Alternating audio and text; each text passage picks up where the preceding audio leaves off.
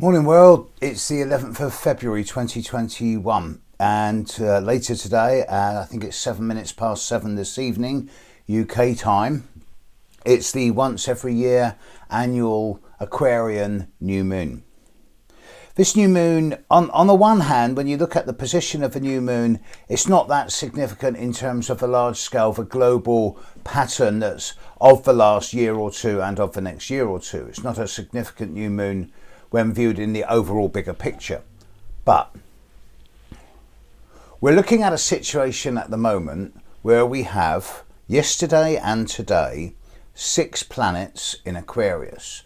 The Sun and the Moon, and Mercury, and Venus, and Jupiter, and Saturn. They're all in the sign of Aquarius. Now, this is a very rare phenomena. To have 6 of the sort of contemporary 10, 11, 12 planets in one sign is very unusual. It happens on average about once every 70, 60, 50, 60, 70 years. But there's a parallel. I want to take you back, to those of you who are as old as me or older, to the very start of February 1962. This is around the time where the Cuba blockade is happening. It's just after the Bay of Pigs invasion in Cuba. It's where the economic blockade of Cuba is beginning to take place, and it's where the first plans are being put in place for Russian missiles to be stationed in Cuba, leading to the major blockade happening later that year. And the thing is, around early February 1962, there were 7 planets in Aquarius, just for a couple of days. I think it was around the 4th of February 62.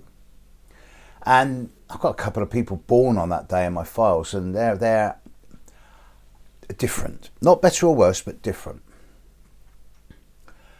And in February 62, it was the Sun, Moon, Mercury, Venus, Mars, Jupiter and Saturn in Aquarius. It's the same today, except Mars is in Taurus. So you've only got 6 planets in Aquarius. But this is the last time that we're going to have this grouping of planets in Aquarius, certainly in my lifetime, and probably for a long, long time. I've looked forward to sort of 30, 40 years from now, not seeing it. So,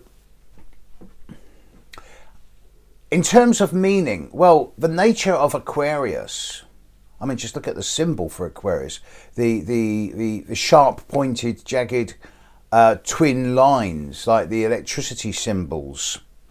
And there's something about Aquarius in general that is fundamentally different to any other sign. This is why Aquarius has such a reputation for being, I don't know, eccentric, unusual, different, idiosyncratic. And certainly most Aquarians I know at the moment are not having a steady, stable time. Not only do we have Saturn in Aquarius, which is bringing a number of challenges into Aquarian lives, we also have Jupiter in Aquarius, which is bringing the opposite, situations over the top, larger than life, but generally fortunate. And we have a Mercury retrograde in Aquarius, which we're still 10 days away from the end of. So this is an unusual time. And when you think what else was happening in February 62,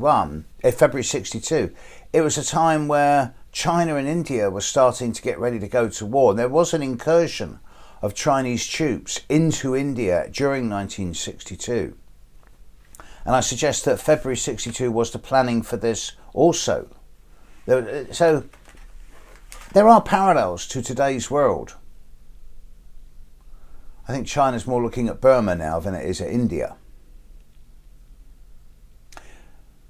But this new moon, in the context of this last year or so, especially in the existing COVID world, is not a significant new moon in that it is not affecting Uranus, Neptune. Yeah, it's semi-sextile Pluto, but big deal. It's not really conjuncting Saturn. Yes, Jupiter's strong in Aquarius at the moment, and we've got a number. I mean, Mercury is standing still now, conjuncting Jupiter for the next 2 or 3 weeks. So there's going to be hype and spin, larger than life circumstances, things being blown out of proportion to reality over the coming couple of weeks. But I believe this is the last hurrah, if you like, of the pandemic. And I am seriously looking forward to the new moon in 4 weeks' time, when the sun and the moon will be together in Pisces, conjuncting Neptune. Now that should bring a much greater sense of clarity into the world, and it should bring a dissolving and an end to a lot of the nebulousness and the neuroses of this last year. We shall see. But in the meantime, today we've got 6 planets in Aquarius and its new moon in Aquarius. So look at the area of Aquarius in your personal horoscope. Look at what house it's in. And perhaps today is a good day for not so much starting something new, because we're on a Mercury retrograde. Now I know new moons are supposed to be good times for initiation, for new starts. But I suggest that because Mercury's retrograde, and this is a theme that seems to be coming up a lot in recent weeks with the readings I've been doing, what I'm beginning to find myself saying more and more to people this year is that whilst Jupiter and Saturn in Aquarius together are moving forward, i.e. from now through to mid-May, early June, then this is a great time for dream, vision and idea. Once Jupiter and Saturn stop moving forward and start moving backwards from mid-June through to early October, I suggest the dreams, visions and ideas will turn into blueprint, schedules and plans. And that from the start of the fourth quarter of this year, those blueprint, schedule and plans will then translate into actions. This is the only time in most of our lives, only those of us who are very young or very old would have, those of us older than 60, very old, and those of us who are under 20, anyone in between 20 and 40 years old is unlikely to see a time again in the future where Jupiter and Saturn are together in the sky in Aquarius. So look at that area of Aquarius in your chart, and this is a year where, particularly in terms of financial business potentials, you can move forward, but do it in a way that is 3 steps forward, 2 steps back. Do it in a way which Saturn says, if you do it the hard way and you bring structure and you're patient, you will be successful. Whereas Jupiter is also saying, yes, you can have success here, but go for quality, not quantity. So I suggest that today's new moon is a time for dream and vision and idea. And this doesn't mean go away and book lots of wonderful summer holidays and things like that.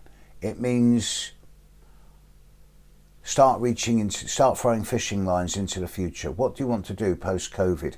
How do you want your life to be improved on the way it was a year ago? Or do you want to go back to just being the same? Nothing wrong, but in every challenge is a gift. And I suggest that this last year has been a hidden opportunity for many of us to upgrade our potentials. So I suggest that to go backwards now and just continue living life the way we did a year ago is a bit of a retrograde step. Today's new moon is a chance to dream in new futures. Have a good one. Catch you later, world. Bye.